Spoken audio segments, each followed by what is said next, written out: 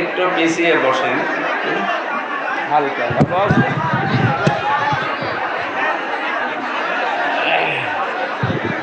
এভাবে কি দিয়েছে?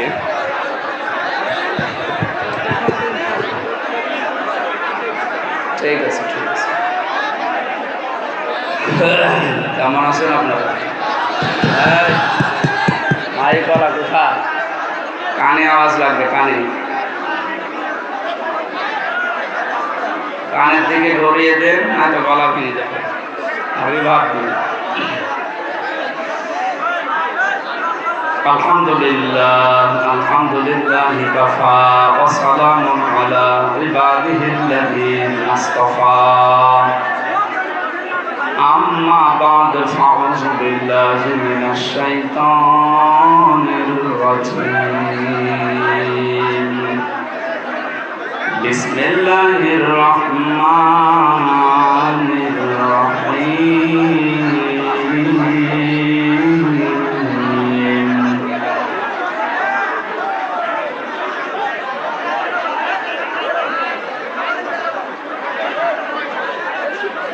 ইয়া আইয়ুহাল্লাযীনা আমানু রুকউ ওয়াসজুদু ওয়া'বুদু রাব্বাকুম ওয়াফআলুল খায়র ওয়া'বুদু রাব্বাকুম ওয়াফআলুল খায়র লা'আল্লাকুম তুফলিহুন।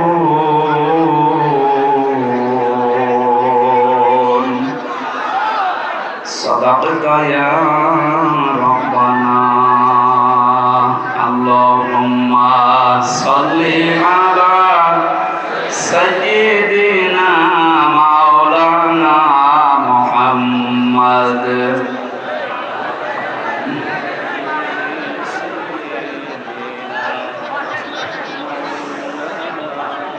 জীবনে যত প্রেম আছে কলিজায়, নবীজির তরে সবটুকু দিয়ে দেব তাই। বিনিময়ে শাফাত যদি তার পাই, মুছে যাবে জীবনে যত ব্যথা ভার। আলহামদুলিল্লাহ। তাই আপনারা কথা বন্ধ করেন, নাই তো আমি চলে যাবো। কিন্তু কথা বন্ধ করেন। পাবনা জেলার বেড়া থানার অন্তর্গত তানবীর উলামা মডেল মাদ্রাসার আয়োজনে বেড়া সরকারি কলেজ ময়দানে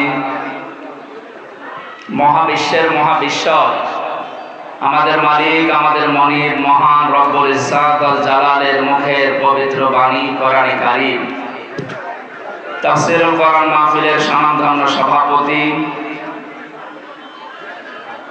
হাফেজ মাওলানা ওয়াসিম মাহমুদ, পরিচালক অত্র মাদ্রাসা, এ মাহফিলের প্রধান অতিথি পাবনার কৃতি সন্তান, অত্র এলাকার সর্বজন শ্রদ্ধাভাজন ব্যক্তিত্ব জনাব ডাক্তার আব্দুল বাসিত দামাত বারকাতুহুল আলিয়া। মঞ্চে বসে আছেন বিশ্ব ইসলামী আন্দোলন বাংলাদেশ জামাত ইসলামীর এ অঞ্চলের দায়িত্বশীল ইসলামিক চিন্তাবিদ, শিক্ষাবিদ, আমার মাথার তাজ জনাব মাওলানা আব্দুর রহিম আতালাল্লাহু উমরাহু ওয়া বারাকাল্লাহু ফি হায়াতি। বলেন আমিন।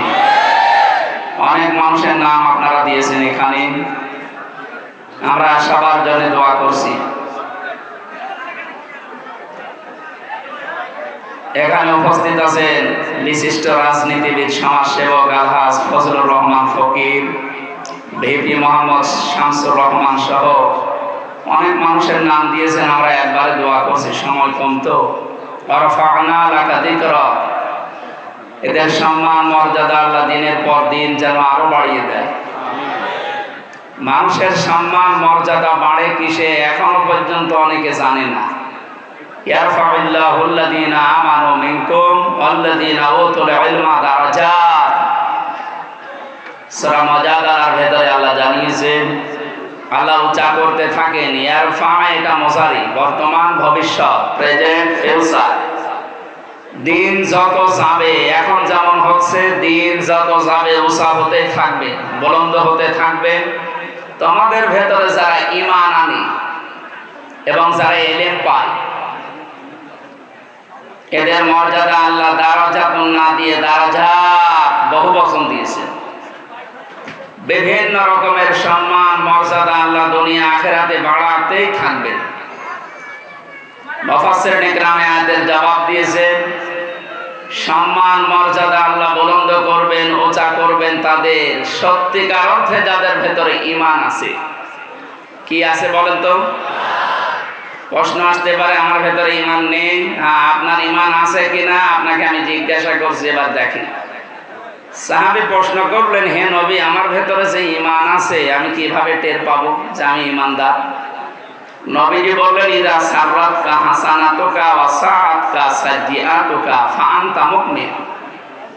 যখন দেখবে তোমার ভালো কাজগুলো তোমাকে আনন্দ দেয়, আর অন্যায় কাজ করলেই তোমার ভেতর থেকে একটা বাধা আসে, তখন তুমি বুঝবে তুমি ঈমানদার। এ বাংলাদেশে কি ভালো কাজ সবার কাছে ভালো লাগে? বিশেষ করে এই যে পেছনের যে দিনগুলো, ভালো কাজ সবার কাছে ভালো লাগেনি। এটা আমরা দেখতে পেয়েছি পৃথিবীতে সবচাইতে ভালো কাজ আফদালুল ইবাদাতি তিলাওয়াতুল কোরআন। নবীজির ভাষায় যত নফল ইবাদত আছে, সবচাইতে ভালো ইবাদত কোরআনে কারিমের তেলাওয়াত, কোরআনের প্রচার প্রসার, কোরআনে কারিম প্রতিষ্ঠা, এইগুলো। অথচ 15.5 বছরের সবচাইতে বাধা দিয়েছে মানুষ এই কাজে। অনেক আলেমের কাছ থেকে মাইক পর্যন্ত কোরআন প্রচারের কারণে কেড়ে নিয়েছে। আমি একটা ছোট মানুষ, আমার পাবনায় আপনারা ঢুকতেই দেননি। আমার বাড়ি অথচ পাশের জেলা কুষ্টিয়া। বহুবার আসার চেষ্টা করেছি, 3 বছর তো ছিলাম জায়গা মতো। বাকি সময়টুকু বহুবার চেষ্টা চালালাম, শুধু পাবনা দারুল আমান ট্রাস্টের এই ট্যাগ লাগিয়ে যে না, ওখানে যারা আসে তাদেরকে আমরা আসতে দেব। কি হয়েছে? পাবনা দারুল আমান ট্রাস্ট পাবনাবাসীর জন্য আল্লাহ একটা নিয়ামত। যিনি বানিয়েছেন শহীদ মাওলানা আব্দুস সুবহান দামাত বারকাতুহুমুল আলিয়া, মহান আল্লাহ তাকে জান্নাতের সর্বোচ্চ মাকাম যেন দান করেন।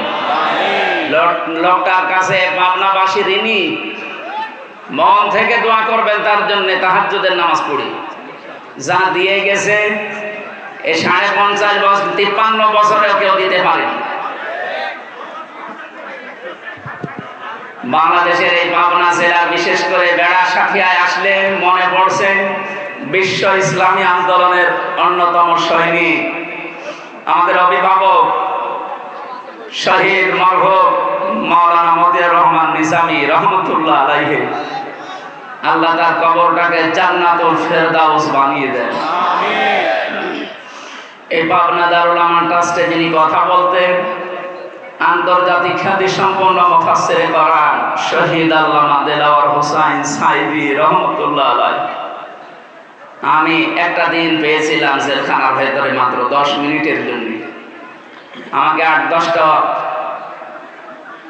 নসিহত করেছিলেন, আমার মনে আছে এখনো। আপনাদের জন্য আমি সামনে যদি সময় হয় ওগুলো ডেলিভারি দেবো ইনশাআল্লাহ। আল্লাহ তার জীবনের ভালো কাজ যেগুলো কোরআনের সাথে সম্পৃক্ত যেন কবুল করে নেন। মানুষ হিসাবে মানুষগুলোর জীবনে অন্যায় ছিল, এটা আমরা স্বীকার করি।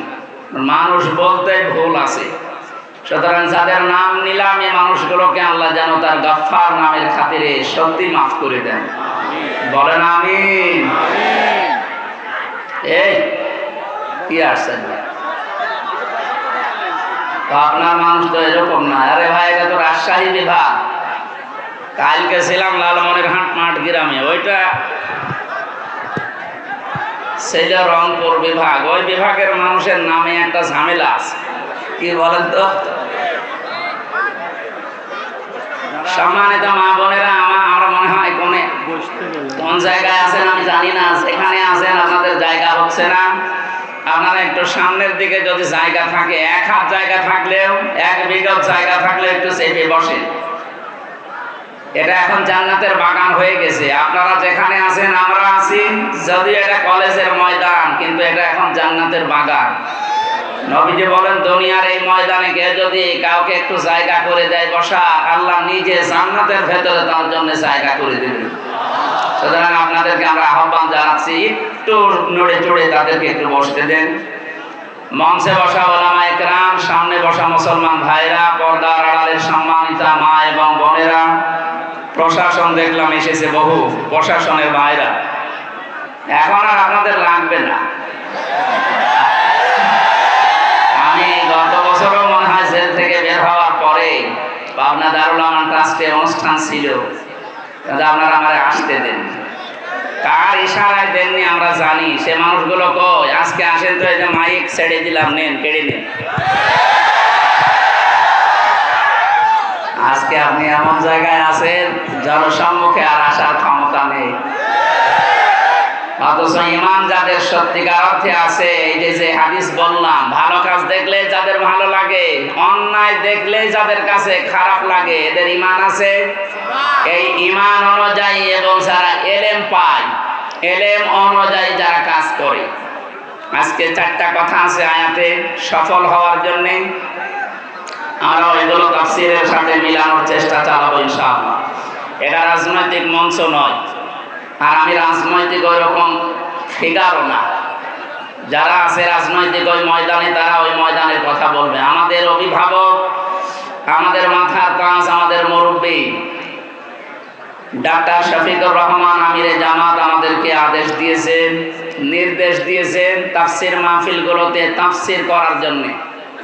রাজনৈতিক কথাবার্তা বলার, প্রচলিত রাজনৈতিক কথা যেটা, এটা বলার দরকার নেই। এখানে কোরআনের হাদিসের কথা বলবেন, এইটাই আমাদের রাজনীতি। এই কথা বুঝতেছেন? সুতরাং আমরা এই ধাঁচে কথা বলতে চাই। আল্লাহ যেন আমাকে ওই তৌফিক ভিক্ষা দেন, বলেন আমিন। তাহলে 2টা কথা বলেছিলাম, ইমান যারা আনবে এবং ইমানের দাবি অনুযায়ী যারা এলেম অনুযায়ী আমল করবে। আমার প্রথম প্রশ্ন, অনেকেই বলবেন আমার ইমান আছে। হ্যাঁ, ইমান থাকে না কয়েকটা কাজ করলে। আল্লাহ এই পৃথিবীতে বানিয়েছেন এবং আইন চলবে তার এই ঘোষণা দিয়েছেন। আলা লাহুল খালকু ওয়াল আমরু, এই আয়াত আমি বানালাম, বলেন। সূরা আরাফের ভেতরে আছে, আমি বানিয়েছি, আমার আইন চলবে। সুতরাং আল্লাহর আইন বাদ দিয়ে এই বাংলাদেশে যারা অন্য কারো বানানো আইন প্রতিষ্ঠা করতে চাচ্ছেন, আপনার ইমান নেই। আপনি যাই বলেন, আপনি নামাজ পড়েন আর রোজা রাখেন আর অন্য যাই কাজ করেন, আমি সংশোধন করলাম, এখন আপনার বিবেকের ব্যাপার। আল্লাহর আইন বাদ দিয়ে পৃথিবীর অন্য কারো আইন যদি এই দেশে কেউ প্রতিষ্ঠা করার জন্য রাজনীতি করেন, আন্দোলন করেন, চেষ্টা করেন, আপনার ইমান নেই। এটা আমি বানালাম। সূরা বাকারা 2 নম্বর পারা 4 নম্বর পৃষ্ঠা 3 নম্বর লাইনে আয়াতটা আরেক জায়গায় আছে, আন্নাল কুওয়াতা লিল্লাহি জামিআ, সমস্ত ক্ষমতার উৎসকে। কিন্তু বাংলাদেশে বহু রাজনৈতিক দলের গঠনতন্ত্রে লেখা আছে ক্ষমতার উৎস জনগণ। এই আয়াতের সাথে পুরা সাংঘর্ষিক। বাংলাদেশ জামাত ইসলামের গঠনতন্ত্রে এইটা লেখা ছিল না, এই জন্য তাদের নিবন্ধন পর্যন্ত জালেমরা বাতিল করে দিয়েছিল। আপনি কেমন ইমানদার যে আপনার নিবন্ধন বাতিল হয় না, আর এদেরটা বাতিল হয়ে যায় শুধু আল্লাহর উপরে এই কথাটা লেখা থাকার কারণে। যদিও আল্লাহ এখন 5 দিন পরে যারা নিষিদ্ধ করেছিল 5 দিন আগে, 5 দিনের ভেতরে আল্লাহ তাদেরকে নিজের হাতেই নিষিদ্ধ করে দিয়েছে। আপনি দেখেন, বাস্তবে যাদের নিষিদ্ধ করা হয়েছে ওদেরকে এখন অনেকে বৈধতা দেওয়ার জন্য বিভিন্ন জায়গায় কথা তুলছে। এদেশের অন্তর্বর্তীকালীন সরকার যিনি আছেন তিনি বুঝে শুনে তাদেরকে নিষিদ্ধ করেছে। এদের নিষিদ্ধ হওয়ার পেছনে 100 কারণ আমার এই মোবাইলে আছে, 100। ওদেরকে বৈধতা দেওয়ার একটা কারণ আপনার কাছে নেই। যারা জাতি, বর্ণ, ধর্ম কিচ্ছু দেখে না, মানুষ পেলেই কুপিয়ে মারে। এই যে বিশ্বজিৎকে, ও দেখেছিল যে হিন্দু বেটা কিনা। আমার সাথে ওই শাওন ছিল ছেলে, বললাম ভাই আপনি একটা হিন্দুকে ছাড়লেন না। বলছে মাথায় আমাকে এই চিন্তা ঢুকিয়ে দিয়েছে উপরে যারা ছিল যে মেরে ফেলা লাগবে। তো শিবির পেলেই আমি মারতাম। ও আমারে বারবার বলছিল যে ভাই ওসব শিবির মিবির কি, আমি তো মুসলমানই না, আমি ফুল হাতা, আমি হাফ হাতাও না। ফুল হাতা বসেন, এটা আমিও বুঝতাম না, ওই সময় ওর মুখ থেকে শুনলাম। আমাদের যিনি জেলা ছিল উনিও ফুল হাতা, দেবদুলাল, নাম শুনেই বোঝা যাচ্ছে যে ছাতা ফুল হাতাই হবে। বলেন তো একটা হিন্দু মানুষ, তাকে আপনি শিবির বলে মেরে ফেললেন। এরকম একটা দুইটা না, জাহাঙ্গীরনগর বিশ্ববিদ্যালয়ে 100টা মহিলার ইজ্জত নষ্ট করার পরে সেঞ্চুরি করে যারা মিষ্টি বিলাতে পারে এরা তারা। এদেরকে আপনি নিষিদ্ধ করার 100 কারণ আমি জানি। বৈধতা দেওয়ার একটা কারণ বলেন তো, যে হ্যাঁ এই কারণে তাদের বৈধতা দেওয়া যায়, বলেন। সুতরাং যারা চিন্তা ভাবনা করেছে, আমি চাই মানুষ হত্যার সাথে দেশে যারা জড়িত, বিশেষ করে গণহত্যার সাথে 2006 সালের 28 অক্টোবর থেকে শুরু করে 24 সালের আগস্টের 5 তারিখ পর্যন্ত যত হত্যা হয়েছে, এর সাথে যারা জড়িত তাদেরই নিষিদ্ধ করা লাগবে। মানুষ হত্যাকারী যারা, এরা আল্লাহর কাছে সবচাইতে ঘৃণিত, এরা আল্লাহর অপছন্দনীয় লোক। সূরা নিসা 93 নম্বর আয়াতে আছে 4টা শাস্তির কথা আল্লাহ দিয়েছেন যারা মানুষ হত্যা করে। আমা ইয়াকতুল মুমিনা মুতাআম্মিদান ফাজাযাউহু জাহান্নাম। 1 নম্বরে তাদের পুরস্কার আল্লাহ জাহান্নামে দেবে।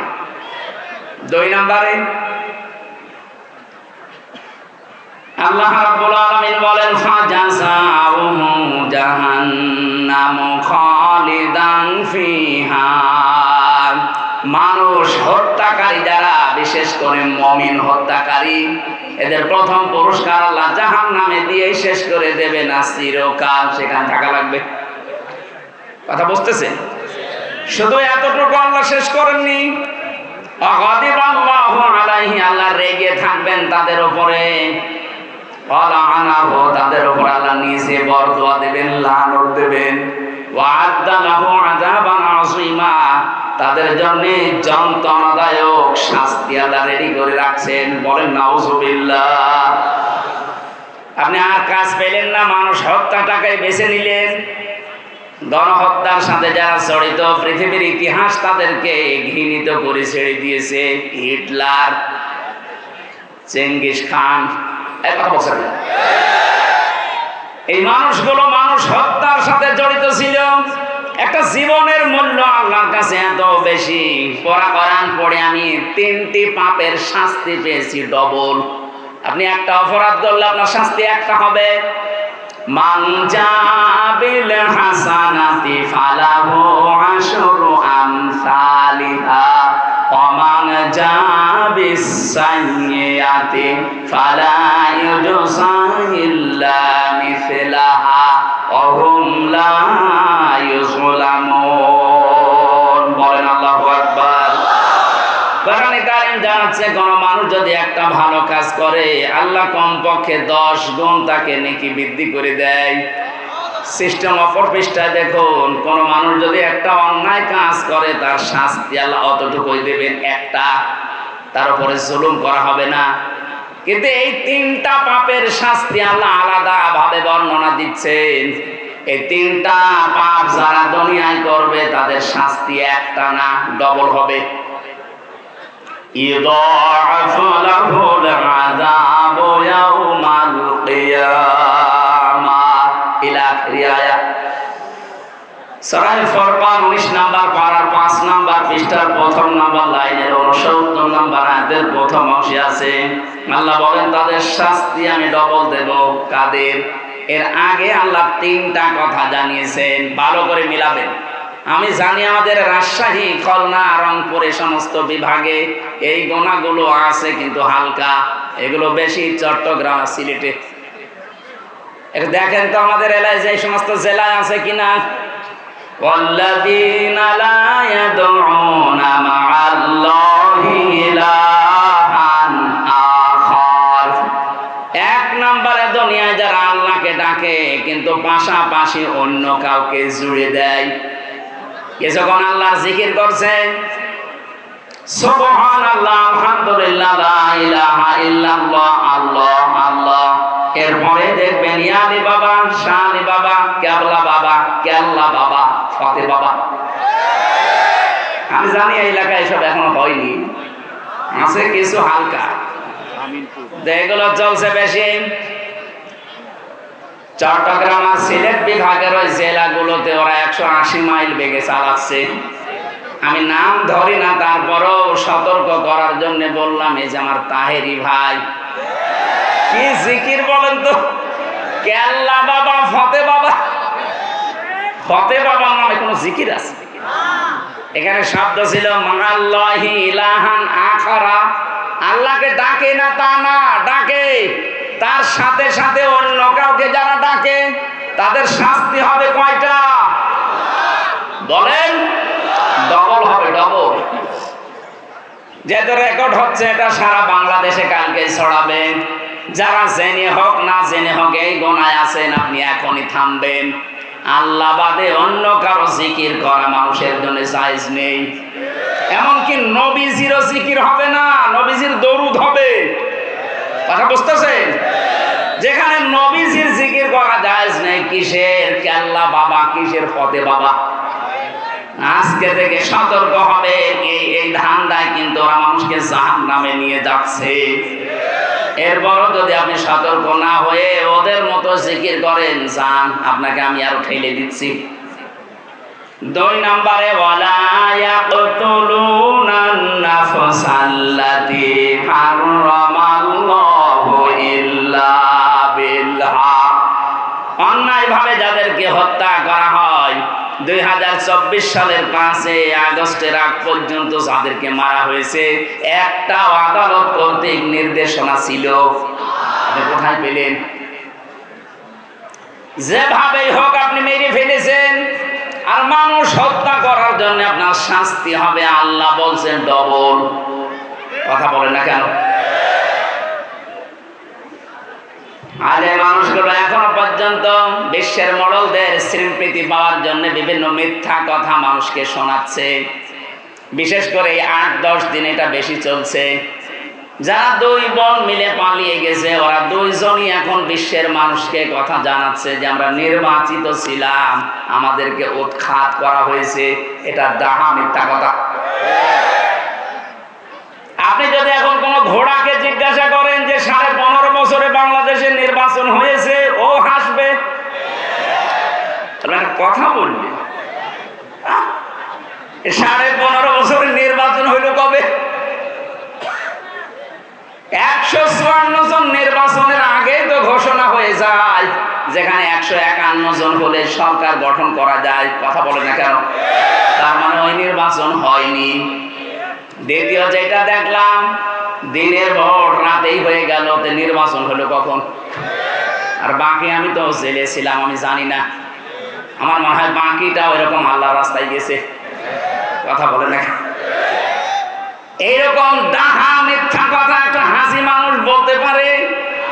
পারে। ওই রকম হাসি হলে পারে।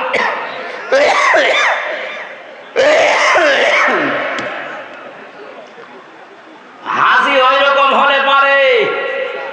হাসি আমি আরো দেখেছি দুনিয়াতে, তাদেরকে আপনি পিটিয়ে মেরে ফেলবেন, তারপর মুখ দিয়ে মিথ্যা বলাতে পারবেন না।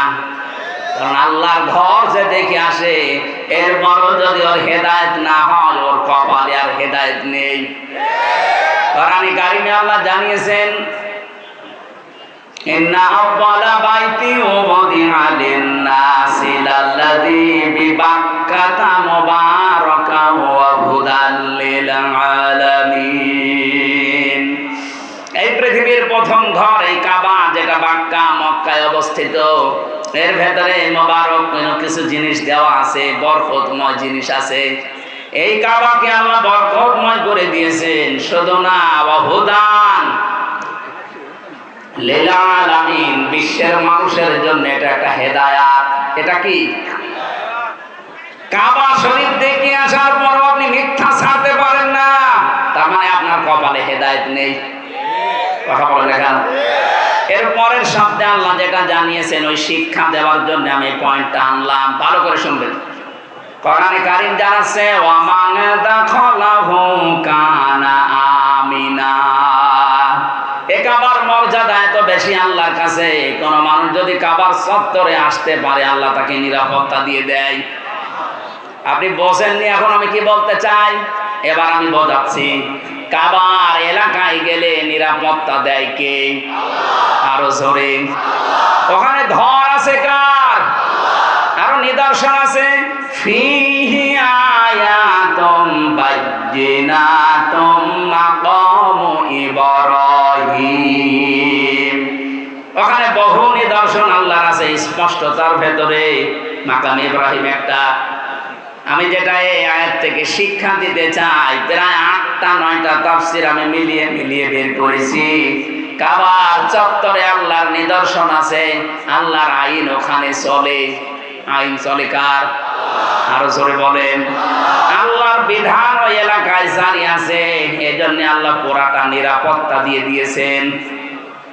এ বাংলাদেশ তো আর কাবা শরীফ না, কথা বলেন না কেন? কাবা থেকে এই বাংলার দূরত্ব 6000 কিলোমিটার। এটাকে যদি আপনি শান্তি, স্বস্তি, নিরাপত্তা দিয়ে বেষ্টন করে দিতে চান, একটা পদ্ধতি আছে। আল্লাহ পাক বলেন আল্লাযীনা আমানু ওয়া লাম ইয়ালবিসু ঈমানাহুম বিযুলমিন উলাইকা লাহুমুল আমন ইলা আখির আয়াত। সূরা আন-নাম 82 নম্বর আয়াতের প্রথম অংশে আছে, তোমরা যারা ঈমান আনবে আর ঈমানের সাথে যদি জুলুমকে মিশ্রণ না করো, এখানে জুলমিন আই শিরকিন, নিজের ঈমানের সাথে যদি শিরিক মিশ্রণ না করো, আমি আল্লাহ নিজে বলছি উলাইকা, এইভাবে আল্লাহ দেখিয়েছেন। এটা ইসমে ইশারা। আল্লাহ পাক বলেন এই হাতের আমার কুদরতি হাত, এভাবে ইঙ্গিত দিয়ে এই পাবনা বেড়া কলেজ ময়দানে যারা বসে আছে তাদেরকে আমি বলছি, এই মানুষগুলো যদি তাদের ঈমানের সাথে শিরিকের জুলুমের মিশ্রণ না করে, আমি আল্লাহ নিজে গ্যারান্টি দিলাম তাদেরকে আমি আল্লাহ নিজের পক্ষ থেকে নিরাপত্তা দিয়ে দেব। কাবা চত্বরে নিরাপত্তা দেয় কে? আরো জোরে। আমাদের এই 56,000 বর্গ মাইল যদি আমরা নিরাপত্তার বেষ্টনী দিতে চাই, এই মুহূর্তে বাংলার জনগণকে সিদ্ধান্ত নেওয়া লাগবে, শিরিকের সাথে জুলুমের সাথে আমার ঈমানকে আমি মিশ্রণ ঘটাবো না। আল্লাহর ওয়াদা সত্য না মিথ্যা? আপনি একটু মিলিয়ে দেখেন, আমাদের ঈমান যাই আছে, যদি শিরিক না থাকে ঈমানের সাথে, যতটুকু ঈমান আছে ঈমানে আল্লাহ আমাদের শান্তি, স্বস্তি, নিরাপত্তা দেবেন। উলাইকা লাহুমুল আমন, তাদের জন্য আমার নিরাপত্তা। সুতরাং আমরা চাই আমাদের যাদের শিরিক আছে, এই শিরিক আমরা ঈমানের সাথে যেন মিশ্রণ না করি। এই জন্য দ্বিতীয় পয়েন্ট আমি এ পর্যন্ত এনেছি। বাংলাদেশে যারা বলেন আমার ঈমান আছে, না আপনার ঈমান নেই, কারণ আপনি ক্ষমতার উৎস জনগণকে মনে করেন এটা শিরিক। ক্ষমতার উৎসকে একটা দুইটা না, ভরি ভরি আয়াতে আল্লাহ এই ঘোষণা দিয়েছেন, কুলিল্লাহুম্মা মালিকাল মুলকি তুতিল মুলকা মান তাশা।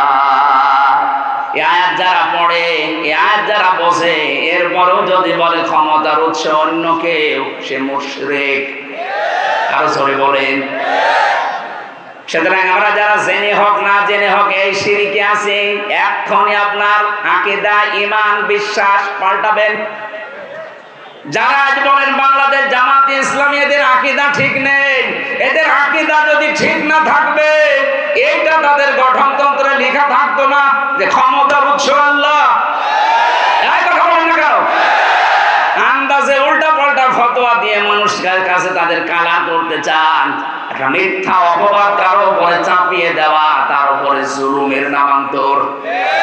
বাংলার বহু আলেম নাম নিয়ে আবহমান কাল থেকে দেশে ইসলামী আন্দোলন, একামতে দ্বীনের এই নেতা কর্মীদের ঘায়েল করার জন্য অস্ত্র হিসেবে ব্যবহার করছেন। এটা ডাহা, মিথ্যা। আমরা চাই আপনাদের যাই জ্ঞান আছে কাজে লাগান, কিন্তু এই মানুষগুলোর উপরে জুলুম করবেন না। এটা আপনি জুলুম করছেন জেনে বুঝে, আপনি দেখতে পেলেন ওদের আকীদা ঠিক আছে, এই কারণে জালেমরা নিষিদ্ধ করে দিল। আকীদা যদি ঠিক না থাকে তা আপনারটা ঠিক নেই, আপনারা তো নিষিদ্ধ করে না। এক কথা বলছেন না। আমরা এই দেশে আল্লাহ একমাত্র ক্ষমতার উৎস মানি যারা, তারাই বিপদে আছি আর বিপদে থাকবো, এইটাই বাস্তবতা। আমরা এগুলো কি আর করছি না, কারণ আমাদের মালিক যিনি, ক্ষমতার মালিক যিনি, আমরা যেদিন বিশ্বাস করেছি সেদিন এগুলো সব মাথায় চাপিয়ে নিয়েছি। ডোন্ট কেয়ার, কিছুই মনে হয় না। যেদিন এই রাস্তায় আসার সময় বলেছি ইন্না সালাতি ওয়া নুসুকি ওয়া মাহইয়ায়া ওয়া মামাতি লিল্লাহি রাব্বিল আলামিন। কিসের জেল, কিসের জরিমানা, কিসের আয়না ঘর? তাম দুনিয়াকেও যদি কেউ আয়না ঘর বানিয়ে ফেলে, আয়াত যারা বিশ্বাস করে আকীদা নিয়ে ঈমান নিয়ে পড়েছে তাদেরকে পেছনে হটানো যাবে না। এই কথা শোনা ভাই,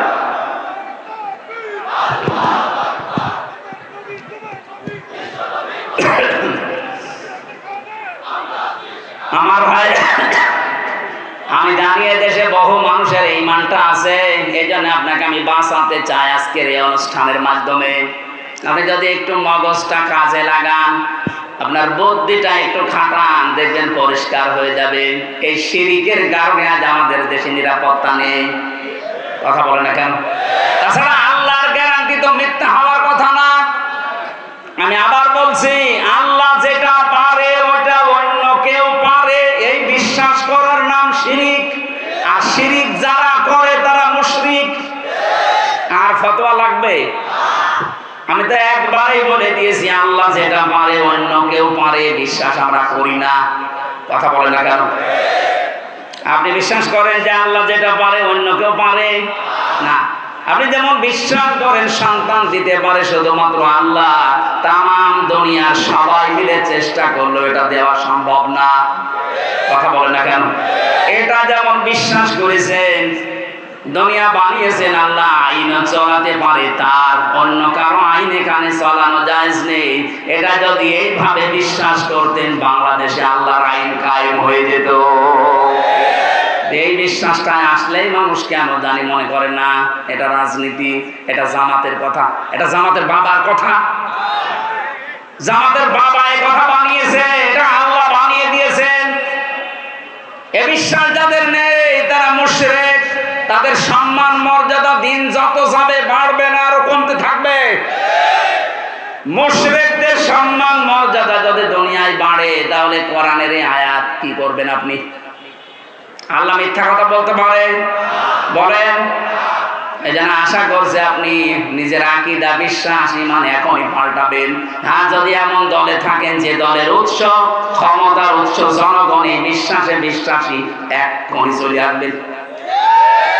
এখন যদি বলেন কি করতে আসলেন, এইটাই করতে আসি আমি, কারণ কোরআন আমাকে এইটাই জানাচ্ছে আপনি মুশরিক হয়ে জাহান্নামে যাবেন, এ মাহফিল দেওয়ার দরকার কি? এক কথা বলেন না কেন? আশা করছি ইঙ্গিতে আপনি জ্ঞানী মানুষ বুঝে ফেলেছেন। এরপরেও যদি না বোঝার ভান করে থাকেন, আমার মনে হয় আপনাকে ওয়াজে কাজ হবে না। কিসের কোরআন শরীফ, বুখারী শরীফ, আপনার বাকারি শরীফ লাগবে। মরণ ছাড়া আপনার পরিবর্তন নেই। আমি দোয়া করছি মুসাফির অবস্থায় আল্লাহ আপনাকে যেন সম্মতি দেন। অন্তত হযরত ওমরের মতো মানুষকে যদি আল্লাহ ফিরিয়ে নিয়ে এসে সোনার মানুষ বানাতে পারে, আমাদেরকেও আল্লাহ পারবে। তাই কথা বলে না কেন? যাদের আকীদা বিশ্বাস এরকম খারাপ আছে, ফিরে আসেন। ক্ষমতার উৎসকে আরো জোরে। যখন এই দেশে ৯৬% মুসলমান এই বিশ্বাসটা ১০০% আল্লাহকে দেখাতে পারবে, কাবার মতো এই ৫৬,০০০ বর্গ মাইল নিরাপত্তা আল্লাহ নিজে দেবে। আল্লাহ দিতে পারবে না? পারবে ইনশাআল্লাহ। ওই বিশ্বাস নিয়ে আজকে কোরআন কারীমের তেলাওয়াতকৃত আয়াতে প্রবেশ করছি। সূরা হজ ৭৭ নম্বর আয়াত পড়েছি। সফলতার মাপকাঠি আল্লাহ এখানে বর্ণনা দিচ্ছেন। আমরা সফল হতে চাই না? আল্লাহ রাব্বুল আলামিন বলেন, ইয়া আইয়ুহাল্লাযীনা আমানু, ওহে যারা ঈমানের দাবি করো, খুব ভালোবাসা নিয়ে বলছে বলছি তোমাদেরকে। কোরআন শরীফে আল্লাহ এই আয়াতটা দিয়েছেন 89 জায়গায়। 89 বার ঈমান যারা এনেছে তাদেরকে আল্লাহ এই আদর দিয়ে ডাক দিয়েছেন, ইয়া আইয়ুহাল্লাযীনা আমানু। বলেন আল্লাহু আকবার। এত আদর করে আল্লাহ ডাক দিলেন, ইরকাউ, রুকু করো, ওয়াসজুদু, সিজদা করো, ওয়াবুদু রাব্বাকুম, তোমার রবের ইবাদত করো, ওয়াফআলুল খায়রা, ভালো ভালো কাজ করো, লাআল্লাকুম তুফলিহুন, আশা করা যায় জীবন সফল হয়ে যাবে। এই ওয়াজটা করলেন কে বলেন তো? নাকি আমি এই ওয়াজ বানালাম? তাহলে আমাদের এখন সফলতার মাপকাঠি, প্রথম জীবনে আমাদের রুকু থাকা লাগবে। রুকু মানে কি?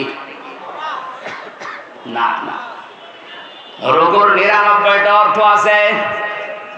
কোন মানুষকে আল্লাহ রাব্বুল আলামিন কোরআনে কারিমে সূরা বাকারার ভেতরে এসেছে, ওয়াকিমুস সালাতা ওয়া আতুজ যাকাতা ওয়ারকাউ মা'আর রাকিঈন। দুনিয়াতে নামাজ কায়েম করো, সম্পদ থাকলে যাকাত আদায় করো, আর রুকুকারীদের সাথে রুকু করো। তার মানে দুইটা অর্থ এখানে। এক নম্বরে জামাতবদ্ধ হয়ে জামাতের সাথে নামাজ পড়ো। দুই নম্বরে আল্লাহর বিধানকে এই জামাতে নামাজ পড়তে গিয়ে যে 27টা শিক্ষা পাওয়া যায়, ওগুলো ব্যক্তি, পরিবার, সমাজ, রাষ্ট্রে দাঁড় করাও। জোরে বলেন সুবহানাল্লাহ। 27টা বিষয় আমি পেয়েছি তাফসিরে এই রুকু শব্দের ভেতরে। আপনি যদি সত্যি আল্লাহকে রুকু দিতে চান, এটা আল্লাহর একটা বিধান। এই বিধান পালন করতে গিয়ে যেমন কাতারবদ্ধ হয়েছেন, কোন দল মত দেখেছেন?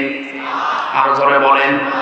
রুকু আল্লাহর বিধান পালন করার জন্য যখন আপনি দাঁড়িয়ে যান, কেউ কি এই চিন্তা করে দাঁড়ায় যে আমার দুই পাশে যারা দাঁড়াবে শুধু জামাত ইসলাম দাঁড়াবে, অন্য কেউ দাঁড়ালে আমি ওরে পেছনে দিয়ে দেব?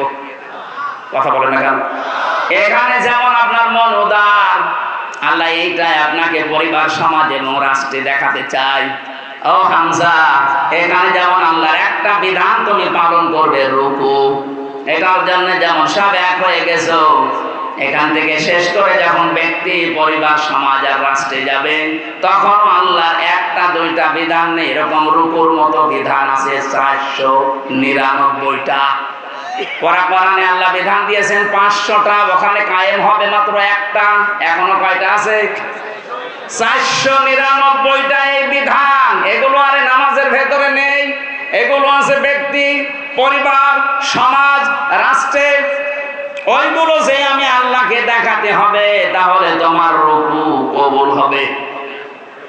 আয়াতের দ্বিতীয় অর্থ এটাই পেয়েছি, এখানে যে রুকু দিলি, এই রুকুটা জামাতবদ্ধ হয়ে দিয়েছো।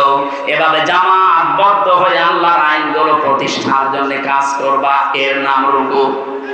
এই কাজটা মানুষ এখনো বোঝে না। বুঝলে অনেকে শুধু রাজনীতি রাজনীতি এই গন্ধ খোঁজে।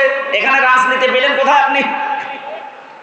রুকু করার জন্য আল্লাহর আদেশ, ওয়ারকাউ মা'আর রাকিঈন, রুকুকারীদের সাথে রুকু করো। এই আয়াতের অর্থ কয়টা বললাম? আরো জোরে, আরো জোরে বলেন। আপনি বা জীবনে মানেন কোনটা? প্রথমটা হয়তো মানেন, আজান হলে রুকু দিতে যান, জামাতের সহিত নামাজ পড়েন। রুকুর অর্থ তো শুধু একটা মানলে হবে না, আরো আছে।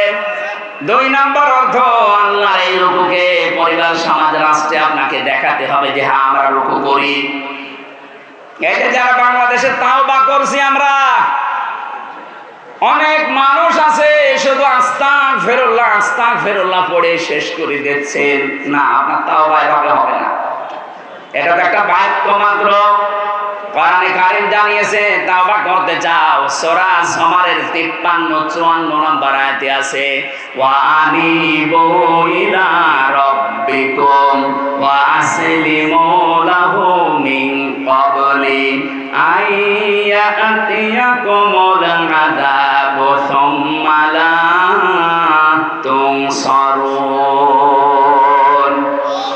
আল্লাহ বলেন, 1 নম্বরে তোকে আমার দিকে ফিরে আসা লাগবে, যে আনিবু ইলা রাব্বিকুম, তোর রবের দিকে ফিরে আসা লাগবে, ওয়া আসলিমু, সারেন্ডার করা লাগবে। ওই রুকু মানে যেমন মাথা ঝোঁকানো, আসলিমু মানে মাথা ঝোঁকানো, সারেন্ডার করা। আপনাকে আল্লাহর দিকে 1 নম্বরে ফিরে আসা লাগবে।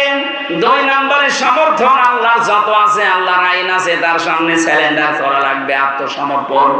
এই 2টা কাজ আপনি কখন করবেন? 41 সালে। কথা বলেন না কেন? যারা টার্গেট দিয়েছেন, আপনি কার উপরে ভরসা করে টার্গেট দিলেন? আপনার কি আজরাইলের সাথে কথা হয়? কার উপর ভরসা করলেন? আমার তো 1 সেকেন্ডের কোনো গ্যারান্টি নেই। আর আপনি এরকম মুরব্বী মানুষ, 76 বছর বয়স, আর আপনি টার্গেট দিচ্ছেন 41 সাল। আর ভাই আমি তো টার্গেট দিলে তাও একটু হালকা পাতলা হয়, কারণ আমার 33 বছর। কথা বলছেন না? আমার 41 সাল আসার একটা সম্ভাবনা আছে, আপনার তো নেই। খুব বেশি হলে না 4-5 বছর বাঁচবেন। কথা বলছেন না কেন? তার মানে এই টার্গেট আপনি আন্দাজে দিয়েছেন, এ জাতির সাথে আপনি আন্দাজে কাজ করেছেন। আন্দাজ অনুমানের ভিত্তিতে কাজ করা, এটা নবী রাসূল যারা তাদের শান এবং মান না। নবী রাসূলের যারা অনুসারী, তারা আন্দাজে অনুমান ভিত্তিতে কোনো কাজ। আরো জোরে বলেন। এজন্য আমাদের যখন গ্যারান্টি নেই, আমরা আন্দাজে টার্গেট দেই না। আমরা টার্গেট দেওয়ার আগে আয়াতটার দিকে 3 নাম্বার শব্দ হচ্ছে ওয়াসলিমু লাহু মিন ক্বাবলি আইয়াতিয়াকুমুল আযাবু সুম্মা লা তুনসারুন। ওই আযাব আসার আগে তোমাকে এই 2টা শর্ত মানা লাগবে। 1 নম্বরে আল্লাহর দিকে ফিরে আসবেন, 2 নম্বরে আত্মসমর্পণ করবেন আল্লাহর বিধান পেলেই। কখন? যখন আপনার কাছে মরণ চলে আসবে। আর মরণ কখন আসবে কোনো গ্যারান্টি আছে? আর জোরে বলেন। আমরা বাংলাদেশে এই তাওবাটা যদি বুঝে করতে পারতাম, এই 15.5 বছরে যে জুলুম, অত্যাচার, নির্যাতন হয়েছে, আগামীতে অনেকেই এই চিন্তায় আছে যে আগে একটু বসে নেই, এর চাইতে বেশি করব। তাদেরও এটা বন্ধ হয়ে যেত। কথা বলেন ঠিক কিনা? তাওবা ভালো করে শুনে রাখেন, অপরাধ যার কাছে স্বীকার করবেন তার কাছে, এইটার নাম তাওবা। আর এটা আমরা বাংলাদেশের মানুষ অনেকে বুঝি না, বোঝাতেও পারি না। ও অন্যায় করছে আমির হামজার কাছে, আর কাবার গিলাফ ধরে মাপ চাচ্ছে আল্লাহর কাছে। আরে ভাই, আপনি আল্লাহর কাছে দোষ করেছেন। কথা বলেন না কেন? জেলখানায় আমার সাথে এক ওসি ছিল, উনি আমারে বলছে, হুজুর আমার তাওবা দেখেন তো হলো কিনা, বলেন।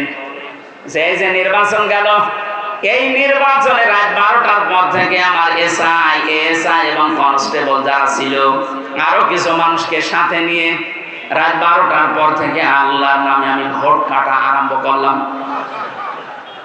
ফজরের নামাজ পর্যন্ত কাজ কারবার কমপ্লিট করে জায়গা মতো পাঠিয়ে দিলাম। এরপরে আমি গোসল করলাম, ওযু করার পরে 2 রাকাত নফল নামাজ পড়ে বললাম আস্তাগফিরুল্লাহ, আমার তওবা হয়েছে। আপনি তো আর আল্লাহর কাছে দোষ করেননি যে আস্তাগফিরুল্লাহ পড়বেন। আপনি দোষ করেছেন হামজার মতো 3.5 লাখ 4.5 লাখ হামজার কাছে। একটা এমপি বানাতে 3.5-4.5 লাখ মানুষ লাগে, তাদের সবারটা আপনি নিজেই দিয়ে নিলেন। আপনি তো দোষ আল্লাহর কাছে করেননি, দোষ করেছেন যাদের কাছে, ওদের কাছে আগে যে ক্ষমা চান। কথা বলেন না কেন? ভয়ঙ্কর বিষয়, আপনি ক্ষমা নাই চাইবেন, কিন্তু যে কয় বছর আপনি ছেলে আছেন, এর ভেতরে তো বহু মানুষ দুনিয়া থেকে বিদায় নিয়েছে, তাদের কাছে ক্ষমা চাবেন কি করে? তার মানে আপনার মাফ নেই। এই কথা বলেন না কেন? জালেমকে টিকিয়ে রাখলে আপনি নিজের সর্বনাশ নিজে করেছেন। এই জন্য আমরা চাই তাওবা, অপরাধ যার কাছে আগে তার কাছে যাবেন। যে যদি তার ক্ষতি করে থাকেন, তার ক্ষতিপূরণ দেবেন। এই 15.5 বছরে আপনার জন্য অনেকে ব্যবসা করতে পারে নাই, এই কথা বলেন না কেন? এই 15.5 বছরে অনেকে এমন চেয়ারে যাওয়ার কথা ছিল যেখানে আপনার কারণে যেতে পারে নাই। এমন মানুষ দেশে নেই। আপনি তার ক্ষতিপূরণ দেবেন আগে। এখন যদি বলেন ওই চেয়ারে আমি বসাবো কি করে, আমি তো পালিয়ে বেড়াচ্ছি, না, আপনার তাওবা তাহলে আস্তাগফিরুল্লাহ হবে না। যার ক্ষতি যেইভাবে করেছেন, ওই ক্ষতিপূরণ ওইভাবে দেওয়া লাগবে। আমার জীবন থেকে 3টা বছর বিনা কারণে আপনি কেড়ে নিয়েছেন। আমার বাবার কাছ থেকে 30 থেকে 32 লাখ টাকা খেয়েছেন। আগে এই টাকাগুলো ফেরত দেবেন, ক্ষতিপূরণ।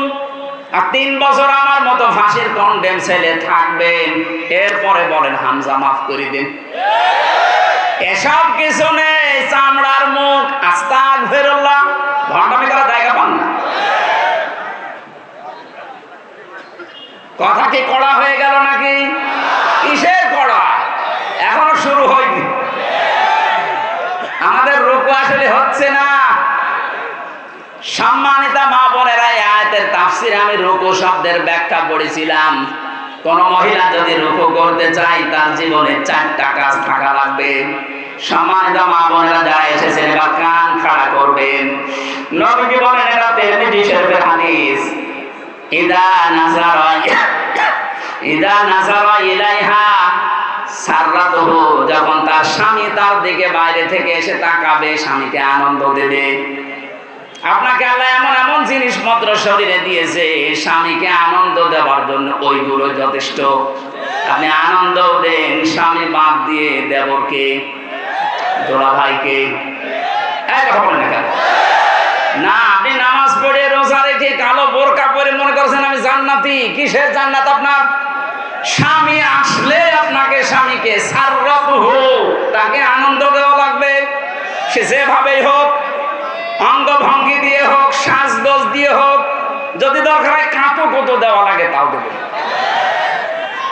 বুড়ো মানুষ কাঁতো কুতো দিয়ে হবে না, অন্য কিছু করা লাগবে।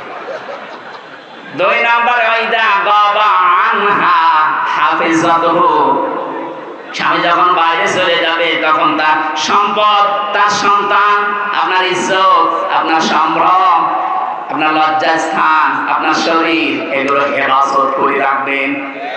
এটা নেককার মহিলার 2 নাম্বার গুণ। অথচ হাজারো আল্লাহওয়ালা মেয়ে মানুষ মনে হয় স্বামী বাইরে চলে গেলে মনে হচ্ছে দিন পেয়েছে। মোবাইলে সারা দিন কার সাথে আল্লাহর রাস্তায় গল্প করে। অথচ মেয়ে লোক মোবাইলে কোন ভাষা নিয়ে কথা বলবে, আল্লাহ সেই ভাষা পর্যন্ত দিয়েছে। সূরা আহজাবের 32 নাম্বার আয়াত, হে মেয়েরা, যদি মোবাইলে হোক, পর্দার আড়াল থেকে হোক, হিজাবের বাইরে থেকে কথা বলতে চাও, কথা বলবা সঠিক, মিথ্যা কথা বলবা না, কিন্তু ভাষা হবে রুক্ষ সূক্ষ্ম, রাগ রাগ ভাব। কিন্তু আপনার মোবাইলের কথা শুনলে মনে হয় অনেকেই প্রেমে পড়ে যায়। এই কথা বলছেন না কেন? আশা করছি আপনি মোবাইলের ভাষা বুঝতে পেরেছেন, কিভাবে কথা বলবেন।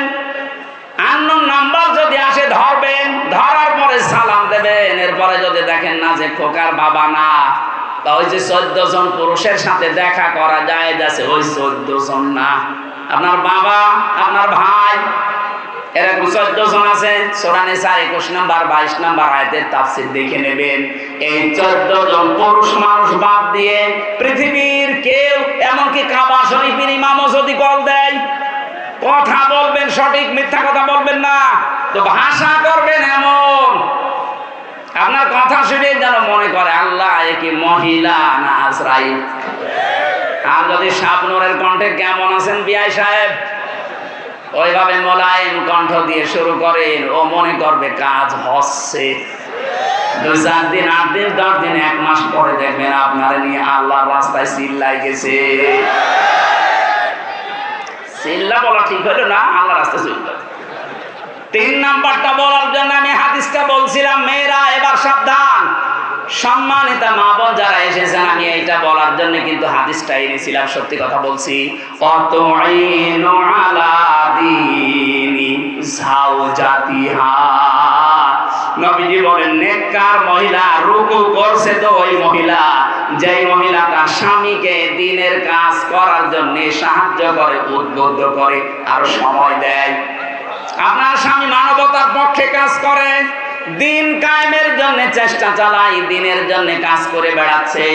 আপনি নেককার হতে হলে তাকে সাহায্য করবেন, সহযোগিতা করবেন, সময় দেবেন, উৎসাহ দেবেন। আপনার জন্য খাদিজার সাথে আল্লাহ জান্নাত রেডি করে রাখবে। কিন্তু না, আপনি আরো বাধা দেন, তুমি কি করো, আর মানুষের বর নেই, আর মানুষের বর আছে, আপনার বরের মতো না। আপনার বর তো একামতে দিনের একজন কর্মী, তার কাজ সব সময় আলাদা। কথা বলেন, আর মানবতার সেবায় কাজ করা লাগে। মানুষের জন্য চিন্তা করা লাগে, আল্লাহর দ্বীনের ফিকির করা লাগে। আপনি শুধু বাড়ি বসে বসে তাকে সময় বের করে দিয়েছেন, তাকে সাহায্য করেছেন, খাদিজার মতো আপনি অটোমেটিক সওয়াব পেতে থাকবেন। 4 নাম্বারটা বলতাম না, তারপরও বলছি। আমার মনে হয় পাবনাতে এটা বলা ঠিক হচ্ছে কিনা জানি না। 4 নাম্বার, আল্লাহর নবী বলেন স্বামী যেটা পছন্দ করে নেককার মহিলা ওইটা, আর স্বামী যেটা পছন্দ করে ওটা যদি জায়েজ হয়, জীবন চলে গেলে আপনাকে ওটা পছন্দ করা লাগবে। শুনতে আমার মনে হয় মেয়েদের কাছে এবার খারাপ লাগবে, কারণ আমি এটা বাস্তবে দেখছি। আমি সহ যত স্বামী এখানে বসে আছে, এমনকি বাংলার 18 কোটি মানুষের ভেতরে যারা স্বামী, প্রত্যেকটি স্বামীর পক্ষ থেকে আমি বলছি, প্রতিটি স্বামী আমরা চাই বিয়ের পরে আমাদের মা বাবা আমাদের সাথে থাকবে। আমি খেয়ে থাকি না খেয়ে থাকি, আমার সাথে থাকবে আমার মা আমার বাবা। কিন্তু অধিকাংশ বউ এটা চাই না। এরকম বউ আছে কার? হাত তোলেন তো। আরে ভাই, ক্যামেরা আমার দিকে, হাত তোলেন আপনি, অসুবিধা কি? তোলেন। একজন, ওরা ওই ছাদের উপরে দেখতে পাবেন, হাত তোলেন। আমি জানি এখানে আপনারা ভয়ে তুলছেন না, রাতের বেলা আবার খাবার বন্ধ হয়ে যায় কিনা। না, সামান্য মা বোনেরা দেখেন কি ভয় পায় আপনাকে। হচ্ছে না, আপনার নামাজ দিয়ে রোজা দিয়ে কালো বোরকা দিয়ে আপনি নেককার হতে পারেননি। স্বামী যেটা চায় ওটা যদি সত্যি জায়েজ হয়, মাস্ট বি আপনাকে ওটা পছন্দ করাই লাগবে। যদি 100টার 95টা মেয়ে লোক এটা চায় না, কি কোন কারণে চান না বলেন তো? ওটা যদি আপনার মা বাবা হতো, আপনি ওই আচরণ করতে পারতেন যেটা শ্বশুর শাশুড়ির সাথে করেন। আশা করছে আপনি সংশোধন হবেন, আল্লাহ তৌফিক দিন, বলেন আমিন। দ্বিতীয় নম্বরটায় যাব আমি। এখানে কি দিলেন? এটা মাদ্রাসার মাহফিল, মাদ্রাসার জন্য আয়োজন, এই জন্য ওনারা একটু আহ্বান জানিয়েছে, কিছু সাহায্য লাগবে। যারা যাচ্ছে আপনাদের ভেতরে মন খুলে ওনাদের জন্য দান করবে। আমি মনে হয় এটা আগের থেকে করা ভালো ছিল। ওই যে যাচ্ছে একজন শুধু, আপলোক তো ভেতরে ভেতরে যারা বসে আছে উঠে পড়েন তো। 5টা মিনিট সময় দিলাম, খুব তাড়াতাড়ি। আমার জেলখানায় বসে বসে 3টা বছরে আমি আমিরে জামাত ডাক্তার শফিকুর রহমান, অধ্যাপক মিয়া গোলাম পারোয়ার এনাদের সাথে ছিলাম। বেশিরভাগ ছিলাম মাওলানা মামুনুল হকের সাথে। যে সমস্ত বইগুলো আমি নোট করেছিলাম, পরবর্তীতে বই লিখেছি। ও যে গাড়ি আছে গেটের সামনে, যাওয়ার সবাই নিয়েছেন, কাজে লাগবে। অনেক তথ্য দেওয়া আছে। সৃষ্টি জগৎ নিয়ে বইটা কেবল 4-5 দিন আগে বের হয়েছে। চা তো মনে হয় যে সেই রওশনের সাথে মতো ঠান্ডা হয়ে গেছে। এই এখনই না ভাই, এখনো তো কেবল 4:55, 5টা বাজে, এখনো সময় আছে। নাকি মাগরিব কয়টা? সময় আছে এখন ভাই, একটু বসেন। এই আমি একসঙ্গে কথা বললে মানুষের, আমার মনে হয় এই পাবনাতে আর একটা মাহফিল নেওয়া আছে, পাবনা দারুল আমান ট্রাস্টে। 21শে জানুয়ারি রাত 9টায়। আর মেয়েদের জন্য আছে কি, এটা কি আগামী 10শে ডিসেম্বর। কয়টা এটা? রাতের বেলা পাবনা শাহজাদপুর বিসিক বাস স্ট্যান্ড। পাবনা শাহজাদপুর, পাবনা হয় কি করে? এটা সিরাজগঞ্জ শাহজাদপুরে আছে বিসিক বাস স্ট্যান্ডে। এটা মনে হয় মাগরিব থেকে এসা, মাগরিব থেকে এসা ওখানে যাবেন, আমি কথা বলবো। কি চা দেন? এ চা তো আরো গলা বসে যাবে।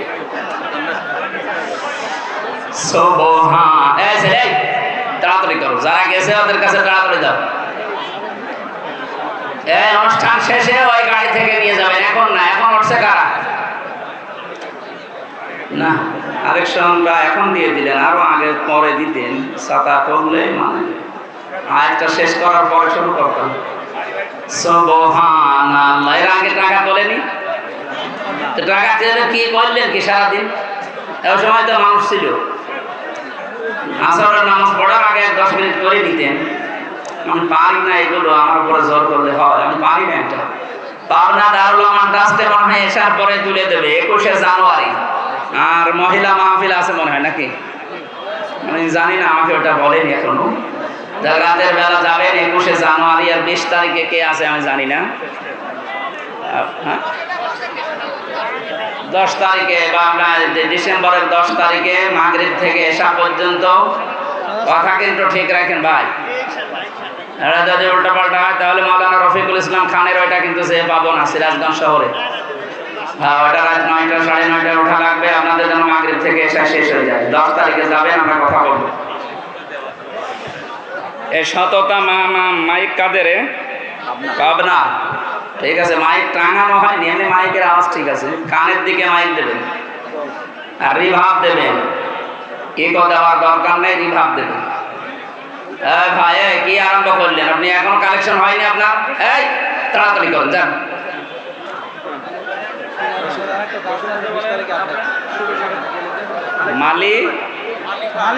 মালিফা হাই স্কুল মাঠ, পাবনা, 20 ডিসেম্বর। কার এটা? আমার না না, এটা নেই। এটা এক স্যার আমার নিয়ে নিয়েছে, এটা হবে না।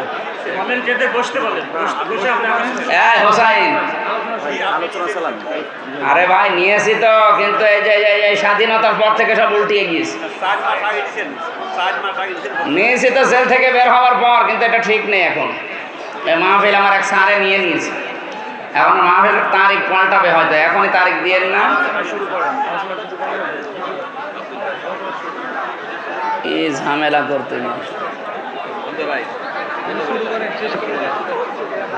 যা হয়েছে যান, টাকা পয়সা কালেকশন যা হয়েছে বের হয়ে যান তো, আপনারা যান, বের হয়ে যান, তাড়াতাড়ি যান। শেষ টাকা বাগাই বের করে থাকা যাবে না, যান তাড়াতাড়ি যান। বসেন বসেন বসেন। সুবহানাল্লাহ আলহামদুলিল্লাহ লা ইলাহা ইল্লাল্লাহ। সুবহানাল্লাহ আলহামদুলিল্লাহ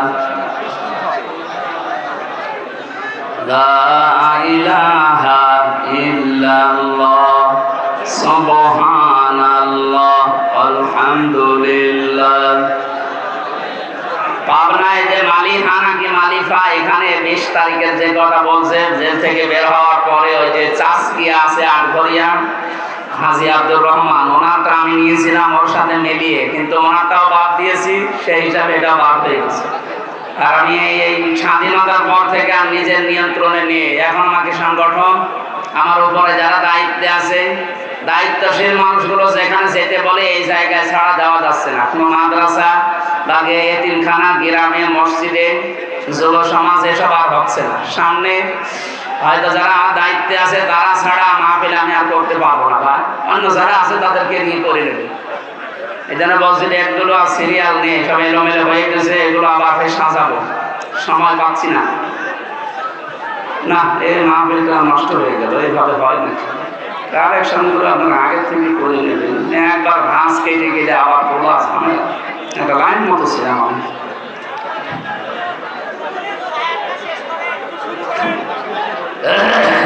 আরে ভাই, একটা দুইটা শব্দ, লক্ষ লক্ষ কথা এক একটা শব্দের ভেতরে আল্লাহ দিয়েছে।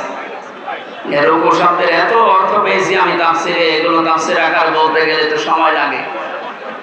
রাতের বেলা দেবেন মাহফিল, দিনের বেলায় মাহফিলে গ্যাঞ্জাম হয় আর আমিও কথা তুলতে পারি না। রাতের বেলা দেবেন, যে কয়টা হয় হোক, সারা বছর করা লাগবে কোনো মানে আছে? সাইদি সাহেব করতো না, এক জেলায় একটা দিলেই তো যথেষ্ট, গ্রামে গ্রামে নিয়ে আসা লাগে। আগামীতে মনে হয় এটা হবে না।